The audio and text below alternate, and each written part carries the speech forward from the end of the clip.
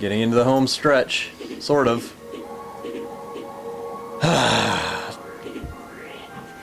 There's two ways to go about this level. The way you should go, and the way that will allow you to beat your head against the wall for hours and hours without satisfaction. There's a boss here. He's really easy to get to, but he's a fucking asshole. He is the worst boss in the game unless you're properly equipped. Okay, of the regular bosses, he doesn't really compare to the special boss. That's irrelevant. He's most certainly more difficult than the final boss, as far as I'm concerned, if you try to fuck with him without the proper equipment. Here's a good level for Pteranodon mode. There's lots of stuff just free-floating in the air. It's a good idea to just kind of fly around and look and see what's going on. The place you are gonna go is long, but easy. You'll run into that one dude that looks vaguely like you, but sucks. The dude who has his ass on the front of his pelvis instead of on the back.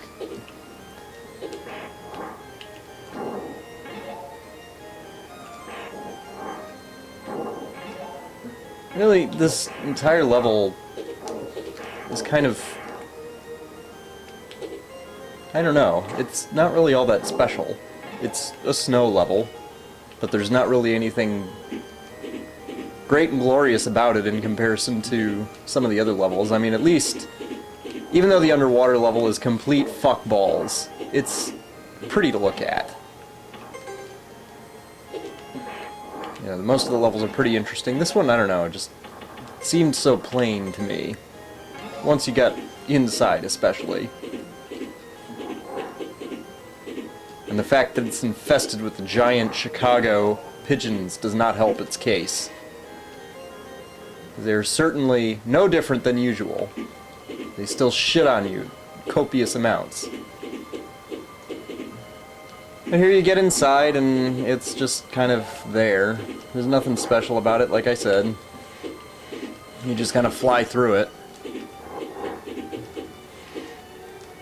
Actually, I believe I might have missed something here.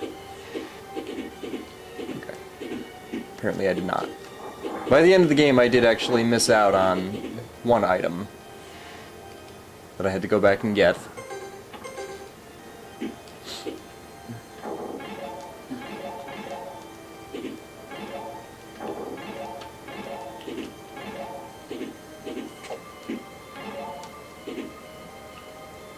Okay. Here is a headbutt place that means dick. In fact, you might as well just be giving head to a bunch of ice cubes. It's completely pointless to shatter all of these, as far as I know. I've never gotten anything but the usual shit that you can get in town. Just to be sure, I kind of smacked around looking for a door, just to be sure, because you never know. When it's a long time since you've played something, you might forget. I, however, did not. There's just that little life up thing in here, which is, of course, very useful, certainly, to be sure. Cannot fly off the screen. It is literally just a life up.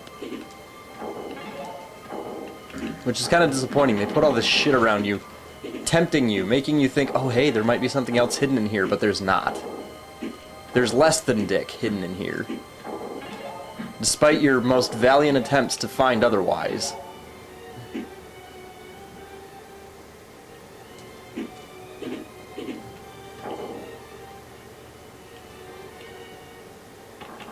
But you walk through and it's the same shit you've seen before. Those ice sculptures are kind of cool, but certainly don't save the level from the painful boredom that plagues it. And when you get to the final level, that's a much more interesting, almost Castlevania-esque area. I rather enjoy that one. But if you can survive the boredom, I mean, you've survived some crazy shit up to this point. You've survived underwater AIDS. You've survived any number of god-awful things. You've survived hell and all the necrophiliac creatures that infest it. You've survived being challenged as Satan himself. And I think you'll do alright with a little bit of boredom. You will not be sorry at the end of this area. You will not be one bit sorry. There is something very cool. Short-lived, but cool.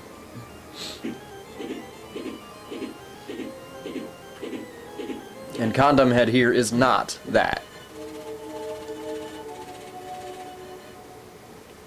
And this guy really shouldn't give you any trouble at this point.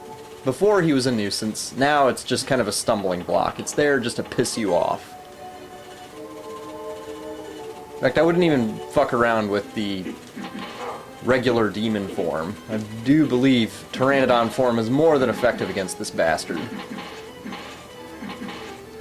Especially for the added mobility.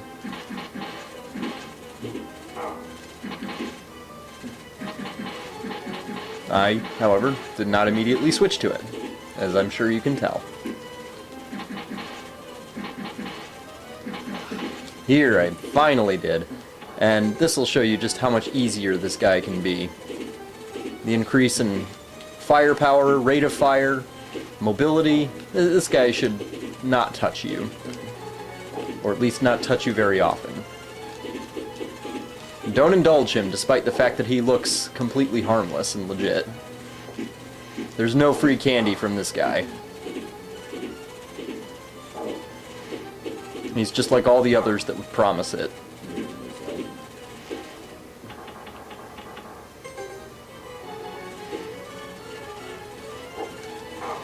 And here, in typical fashion, I'm far too anxious to try to kick somebody's ass, rather than be patient and do it in the time that is necessary not to get my ass kicked. But once he throws off those two clawed peni, you should be fine. Because then he's even easier to dodge. There's less of him to have to dodge, I should say. And that thing itself generally doesn't even come near you for some odd reason. I think it's there just to cover part of the screen while he moves in for the kill. And by the kill, I mean your cock. But he'll go down quick enough when you're using Pteranodon mode. Kill his ass, bag him, do whatever you feel like. Get your shitty prize, and move on. Alright.